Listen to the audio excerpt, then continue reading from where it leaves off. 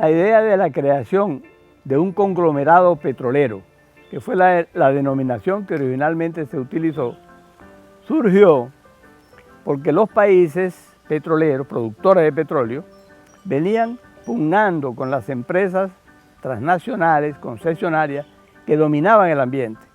Ellas eran las que decidían sobre inversiones, sobre formas de producción y especialmente sobre el mercadeo de los hidrocarburos. Los países habían tomado medidas internas, especialmente Venezuela, que es donde nos ha tocado actuar.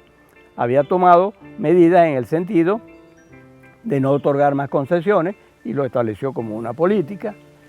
Creó igualmente la idea de tener una mejor participación en el producto y fue avanzando en ese sentido, aplicando no solo una ley de hidrocarburos, sino otras leyes, como la ley de impuestos sobre la renta. Y además había ideado algunos mecanismos para incidir en la conservación de los hidrocarburos, es decir, no desperdiciando las sustancias o tampoco desperdiciándolas mediante su venta a un precio vil.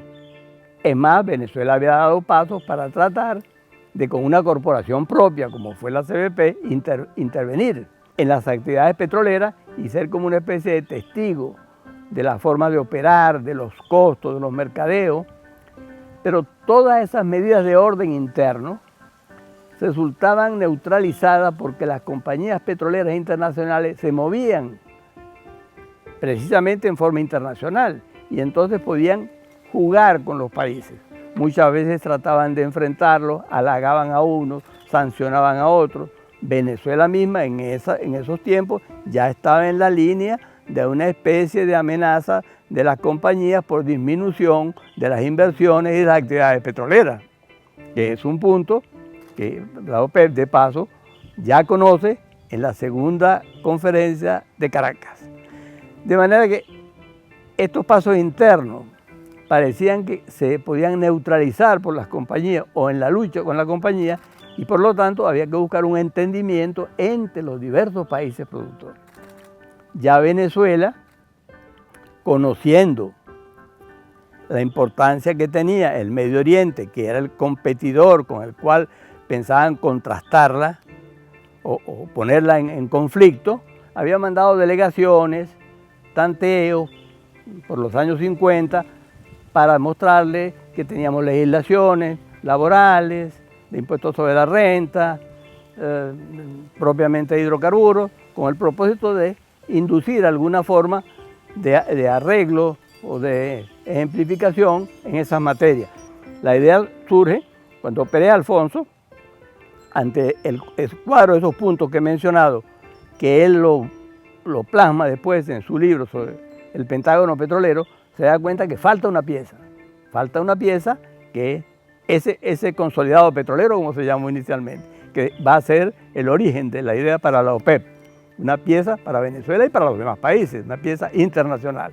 Allí surge la importancia de la OPEP. Muchos no la comprendían, le veían poca viabilidad, decían que era materialmente imposible, las compañías eran demasiado poderosas, muy fuertes, influían en todos los campos, en el económico, en el político, se movían en el ámbito internacional con mucha holgura y por lo tanto a una idea como esa le veían poca viabilidad.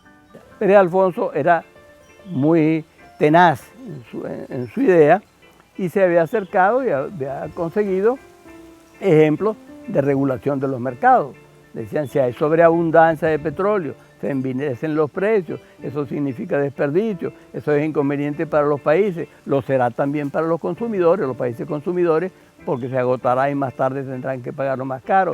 Y encontró formas que ya la habían aplicado en los propios Estados Unidos, por ejemplo, una comisión, la Comisión de Ferrocarriles, que hacía arreglos y prorrateos entre los miembros de los estados productores.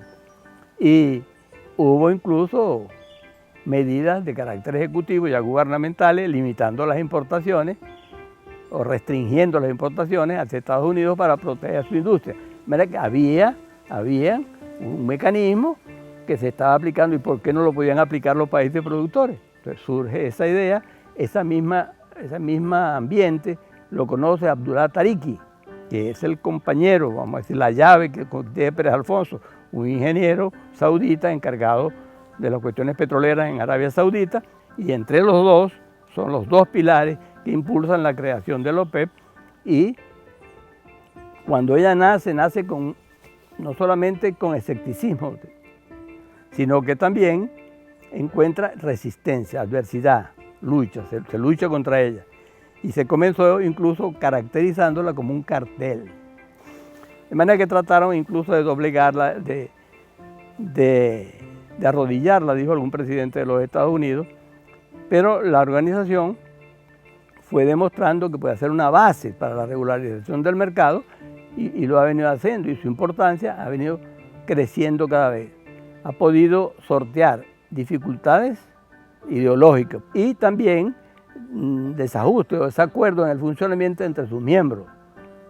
Pero la organización ha venido avanzando y no cabe duda de que hoy es una pieza internacional respetable, que aquellos que la adversaron hoy concurren a pedir su cooperación, incluidas las organizaciones que especialmente se crearon para adversarla, como es la Agencia Internacional de Energía. Ella misma busca la cooperación de la OPEP. De manera que la importancia de la OPEP mundialmente no necesita mayores explicaciones, está allí y es la más importante organización internacional que el mundo petrolero haya conocido. La OPEP es, sin duda alguna, desde su nacimiento, un instrumento de lucha por la justicia y por la liberación, por la transformación y por tanto por la paz, por el desarrollo, por la armonía